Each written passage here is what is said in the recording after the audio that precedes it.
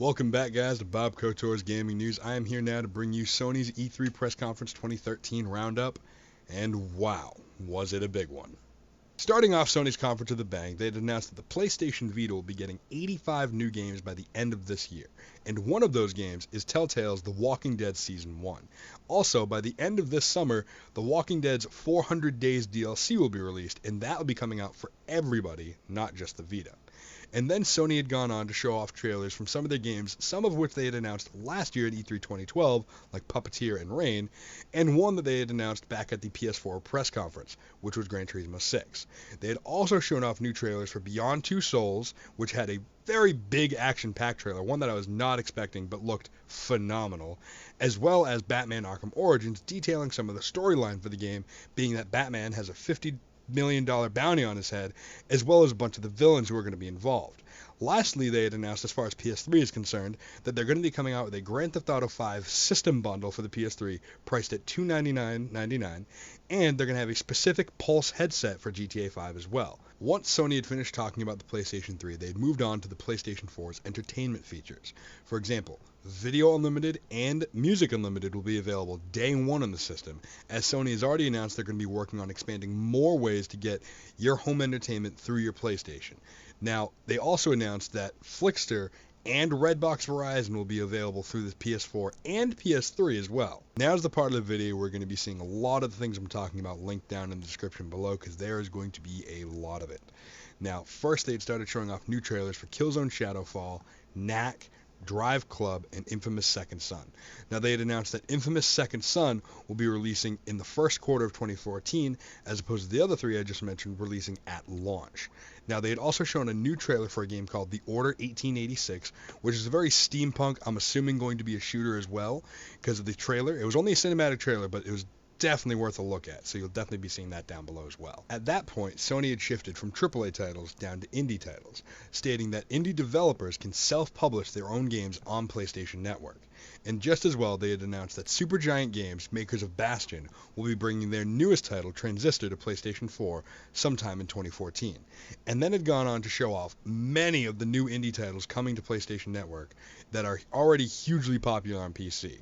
Needless to say, PlayStation has a very bright future when it comes to indie gaming. And then at this point in the conference, Square Enix and Bethesda Softworks decided to start dropping bombs on everyone.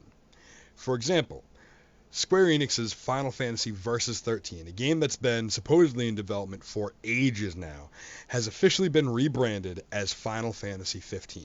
Now, mind you, the trailer, the in-game graphics, and the gameplay for this game all look absurd and look phenomenal and beautiful. Definitely check out that trailer below. I was blown away. And then after that was done and the crowd had yet to recover, we finally get the announcement that Kingdom Hearts 3 is in development. I'll let that sit for a moment. Now, if you ever decided that you wanted to play an MMO on your PlayStation 4, Square Enix had also announced that the newly redone Final Fantasy XIV will be making its way not only to PlayStation 3, but to PlayStation 4 as well. And this is where Bethesda had come on stage to say something similar, that the Elder Scrolls Online will be available for PlayStation 4 in the spring of 2014. Like I said, folks, dropping bombs. Now, after everybody was recovering from what had just happened about a minute ago, our friends back at Ubisoft decided to rejoin us for actual gameplay of Assassin's Creed 4 and Watch Dogs. Now, they had started with Assassin's Creed 4, and to me it just looked like a lot of what we had seen before from Assassins, you know, blending with your environment, assassinating people from high points, things like that. It got really interesting towards the end when they had started showing off more of the naval combat, as well as actually jumping ship to ship in those same naval fights, but then due to technical difficulties they had to turn the gameplay off, sadly, so instead they had moved on to Watch Dogs, which was phenomenal. That'll be in the description below, as well as Assassins. They had also announced that Watch Dogs will be having an hour's worth of exclusive content for PlayStation 4, as well as an exclusive skin for your main character. Just as well, immediately after that, not Ubisoft related, but Mad Max will be making its way as a game to the PlayStation 4 and will also be getting exclusive content.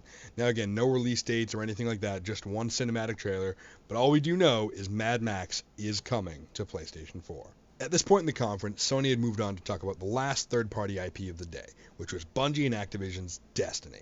Now, I was already looking forward to this game to begin with, but after the gameplay that was shown, I am 100% floored. This game looks phenomenal, whether it comes down to the customization of your character, the massive amounts of RPG elements, classes, the environments, the connectivity, everything about it was surprisingly well done. Cannot wait for it. Now, just as well, they had announced that if you have PlayStation Plus currently, you can actually shift it over to your PlayStation 4. And if you have PlayStation Plus at the start of your PlayStation 4 lifecycle, you'll actually get Drive Club, the full release game I was talking about earlier, for free. Now, again, if you have PlayStation Plus, you can shift it over, and you're going to get a free game out of it. So why not, right? And then they had also said that there are over 140 titles in development for the PlayStation 4 at this time. Now again, who's to say those were all first-party titles, third-party titles, indies, what have you, but regardless, still a mind-blowing number to think about. And lastly, from all the bombs that have already been dropped off on this conference, whether it be from Bungie's Destiny, Ubisoft's Watch Dogs, Square Enix's Final Fantasy XV, Kingdom Hearts 3, and Bethesda's Elder Scrolls Online, Sony decides to drop a couple bombs of their own, stating that the PlayStation 4 will be $399.99, that it is in full support of used games, so if you wanted to let your friend borrow a game, if you wanted to borrow a game, buy a used game, trade in a used game, that is perfectly okay. They are in 100% support of it, saying that that is your property, and that is words from Sony. And also that your system does not need to check in online at all, make any sort of updates or anything like that. So you can play offline forever if need be, but the system will be releasing in holiday of this year in the United States and Europe. And now beyond that, that is how they ended the conference, folks. So I just wanted to thank you again for watching. See you next time.